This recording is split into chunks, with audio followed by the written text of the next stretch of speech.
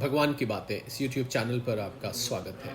चल रही श्रृंखला गुरु महिमा, जिसमें आपके लिए पिछले कैप्सूल में हमने इस बात पर प्रकाश डाला कि गुरु की आवश्यकता क्यों है, गुरु अनिवार्य क्यों है, गुरु जरूरी क्यों है, क्यों बिना गुरु के कोई भी साधक उस मार्ग पर सफल नहीं हो सकता, वो भगवान तक नहीं पहुंच सकता, उसको भगवान के दर्शन नहीं हो सकते, उसको साक्षात्कार नहीं होता। लोग बहुत तर्क देते हैं। कुछ लोग हैं जो कहते हैं हम अपने आप ही गुरु हैं, हम तो अपने आप में सब कुछ है, हमें गुरु की आवश्यकता नहीं है। तो ये केवल उस भ्रम को दूर करने के लिए ये कैप्सूल आपके लिए। आइए इस अगले कैप्सूल में भी गुरु होने की आवश्यकता, गुरु होने की अनिवार्यता पर थोड़ा और प्रकाश डालें गुरु स्तुति के साथ। गुरुर्विष्णु गुरुर्देव महेश्वरा, गुरुर साक्षात पर ब्रह्म, तस्मै श्री गुरुवे नमः, तस्मै श्री गुरुवे नमः।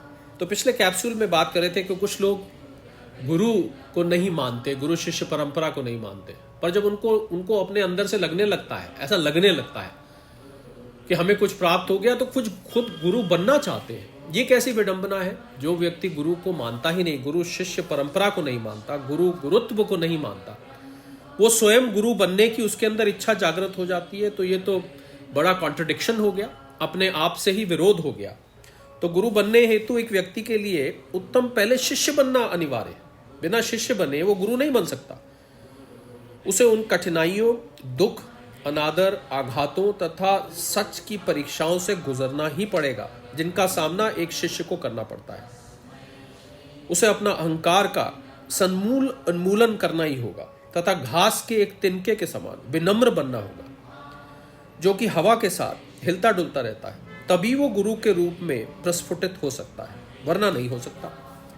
भूतकाल में तथा हाल में वर्षों में भी ऐसे अनेक उदाहरण मिलते हैं जब शिष्य का अनुशासित जीवन बिताए बिना शीघ्रता से गुरु पद प्राप्त करने वाले लोगों को खतरों का शिकार होना पड़ा। वो अनुशासन केवल वैसे संतों के लिए आवश्यक नहीं है जिन्हें जन्म से ही आत्मबोध प्राप्त हो चुका है। गुरु एक मार्गदर्शक प्रकाश है। वो भौतिक शरीरधारी हो सकता है, किंतु उनकी आत्मा उच्च अज्ञात जगत में विचरती रहती है। गुरु कभी मरता नहीं है। वो अपनी नहीं, हमारी आवश्यकताओं हेतु धरती से जुड़ा रहता है। उसका प्रयोजन स्वार्थ रहित है। उसकी इच्छाएं समाप्त हो चुकी हैं। उसका कोई लक्ष्य या उसकी कोई आकांक्षा नहीं है, बल्कि देखने वाले को ऐसा लग सकता है कि वो जो कुछ भी कर रहा है उसमें पूर्णतः लिप्त हुआ है, डूबा हुआ है, किंतु उसके लिए सब माया है। उसमें एक विशेष योग्यता होती है कि वो प्रत्येक कार्य का एक अंग होता है और साथ ही उससे बाहर रहकर उसका साक्षी भी होता है। वो किसी भी समय पर अपने को उससे बाहर खींच कर ले सकता है। तो गुरु आपके जीवन की पूर्णता है। वो पवित्रता, शांति, प्रेम, ज्ञान की साक्षात मूर्ति होता है। गुरु ही आपके अंतःकरण के इन गुणों को प्रकट करने का उत्तरदायित्व का वहन करता है। जब आप अपने व्यक्तित्व की इन विशेषताओं को विकसित करना चाहते हैं, तभी आपको गुरु की आवश्यकता होती है। आपके द्वारा स्थापित जीवन के अन्य सभी संबंध आपको इस लक्ष्य की प्राप्ति हेतु प्रेरित या निर्देशित नहीं कर सकते। किसी और को आप नहीं अपना मार्गदर्शक बना सकते। एक बच्चे की निष्कपटता और पवित्रता आपको प्रेमी, दयालु, सौम्य बनने हेतु प्रेरित करती है। इसी प्रकार गुरु अपने लक्ष्य की पवित्रता द्वारा आपको अपने आंतरिक विकास की ओर अभिमुख करता है। इसके अतिरिक्त आप में से कुछ लोग अपनी अंतरात्मा को जानने की आकांक्षा भी नहीं रख सकते। यह हो सकता है कि जीवन के अनुभवों ने आपको गहराई में प्रभावित ना किया हो, अतः आप बाहर जगत में ही सुख की खोज को आप जारी रखना चाहते हैं। ऐसा होने पर भी गुरु आपके जीवन का एक आवश्यक अंग है। आप ये अवश्य स्वीकार करेंगे कि कभी कभी जीवन की परिस्थितियां तथा क्षमता के अभाव के कारण आपको कष्ट भोगना पड़ता है। आप अपार धन के स्वामी हो सकते हैं, किंतु दुर्बल स्वास्थ्य के कारण उसका उपभोग नहीं कर पाते, कुछ नहीं भोग सकते। आपके अनेक बच्चे हैं, किंतु वो नशीली दवाओं, उन्माद, विखंडित मानसिकता के मान लीजिए शिकार हैं। आपका व्यवसाय अच्छा है, परंतु उससे आपको अपने इच्छा अनुसार मानसिक संतोष नहीं मिल रहा। यह भी हो सकता है कि आपका कोई स्थायी पेशा ही नहीं हो।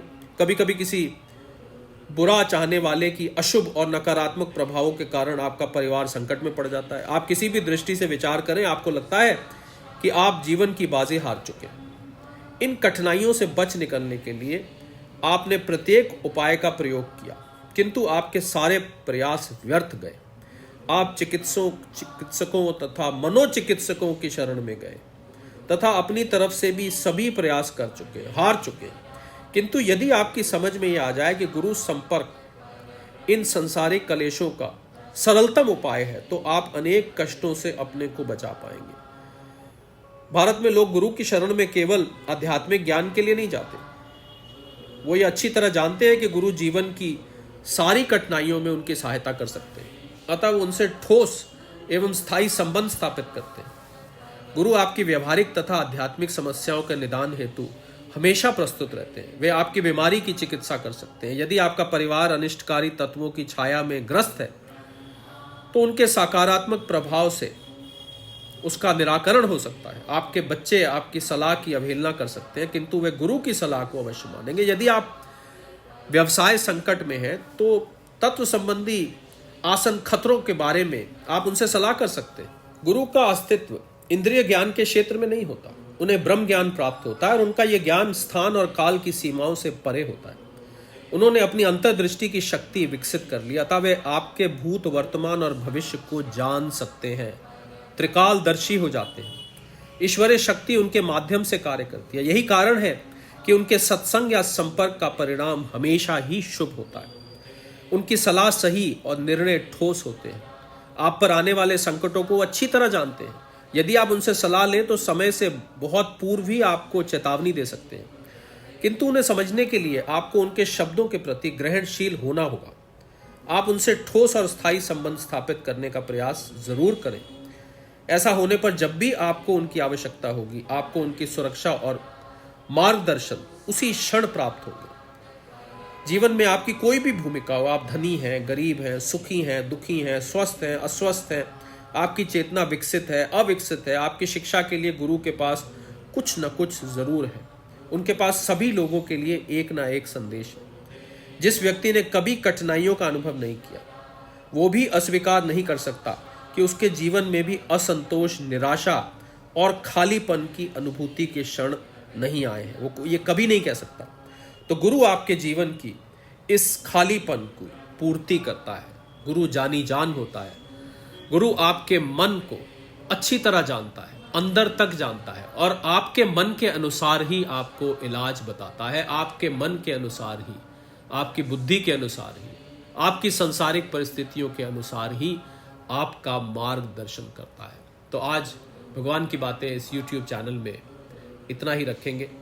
गुरु महिमा में हमने इस कैप्सूल में और इससे पिछले कैप्सूल में देखा कि गुरु की हमें ज़रूरत क्यों पड़ती है, गुरु की आवश्यकता क्यों पड़ती है, क्या ज़रूरत है किसी शिष्य को। शिष्य तो खैर गुरु बनने के बाद कहलाता है, या किसी साधक को गुरु को धारण करने की क्या आवश्यकता होती है। जो लोग ये समझते हैं कि उनको कोई गुरु नहीं चाहिए, वो अपने आप में ही सब कुछ है और वो अकेले ही भगवान की प्राप्ति या अध्यात्म में अपनी उन्नति कर सकते हैं, तो ये 2 कैप्सूल उन लोगों के लिए थे।